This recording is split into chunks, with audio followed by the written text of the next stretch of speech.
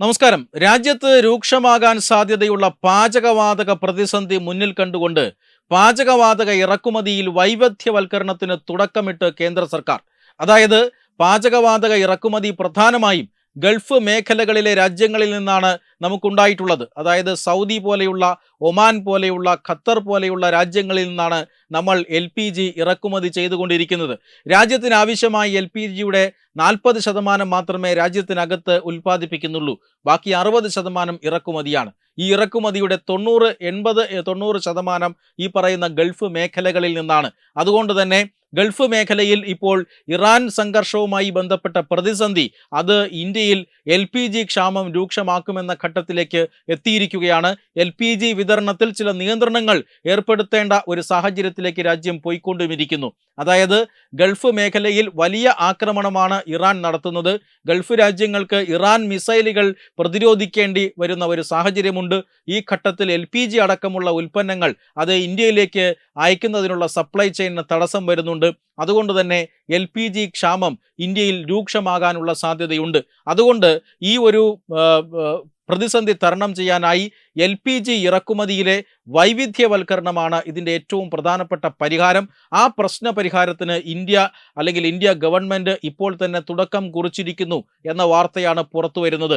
അമേരിക്കയിലെ ടെക്സാസിൽ നിന്നും പടുകൂറ്റൻ കപ്പലായ പിക്സിസ് പൈനിയർ എന്ന സിംഗപ്പൂർ കപ്പൽ 47,000 മെട്രിക് ടൺ LPGയുമായി ഇപ്പോൾ മംഗലാപുരം തുറമുഖത്ത് നങ്കൂരമിട്ടിരിക്കുകയാണ്. 47,000 മെട്രിക് ടൺ പാചകവാതകവുമായി നേരത്തെ 2 ഇന്ത്യൻ കപ്പലുകൾ ഈ ഹോർമൂസ് കടലിടുക്ക് കടന്നു വന്നിരുന്നു.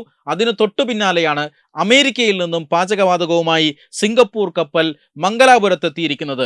മംഗലാപുരത്ത് ഈ കപ്പലുകൾ കൊണ്ടുവരാനുള്ള കാരണം തീർച്ചയായിട്ടും നമുക്കറിയാം, ദക്ഷിണേന്ത്യയിലെ പാചകവാതക ക്ഷാമം പരിഹരിക്കാൻ വേണ്ടിയാണ് എന്ന കാര്യത്തിൽ തർക്കമില്ല. കർണാടക പോലെയുള്ള, ഗുജറാത്ത് പോലെയുള്ള സംസ്ഥാനങ്ങളിലെല്ലാം പൈപ്പ് ലൈൻ വഴി പാചകവാതകമാണ് ഏറ്റവും കൂടുതൽ ഗാർഹിക ഉപഭോക്താക്കളിലേക്ക് എത്തുന്നത്.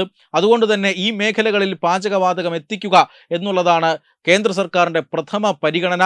അതിൻ്റെ ഭാഗമായിട്ടാണ് ഇപ്പോൾ അമേരിക്കയിൽ നിന്നും പാചകവാതകം ഇറക്കുമതി ചെയ്തിരിക്കുന്നത്.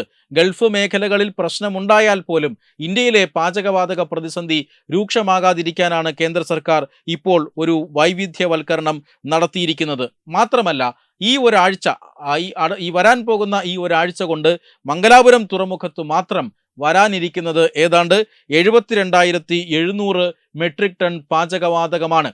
അതായത് കപ്പലുകൾ ഇനിയും വരാനുണ്ട്. കേന്ദ്ര സർക്കാർ പാചകവാതക ലഭ്യത അത് വർദ്ധിപ്പിക്കുന്നതിനുള്ള തീവ്ര ശ്രമത്തിലാണ്.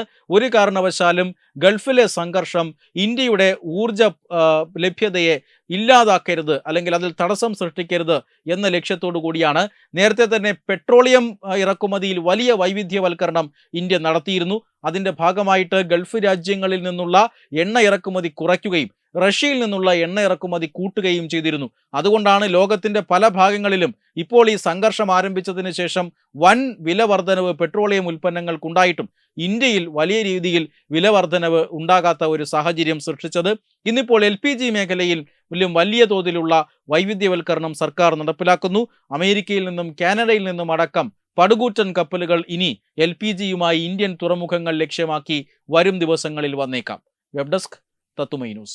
HIV അണുബാധ സന്തോഷപൂർണമായ ഒരു ജീവിതത്തിന് തടസ്സമല്ല. HIV അണുബാധയ്ക്ക് ഫലപ്രദമായ ചികിത്സ ഇന്ന് ലഭ്യമാണ്. ഇതിന് യഥാസമയം അണുബാധ കണ്ടെത്തുന്നതും കാലേക്കൂട്ടി ചികിത്സ നടത്തേണ്ടതും അത്യാവശ്യമാണ്.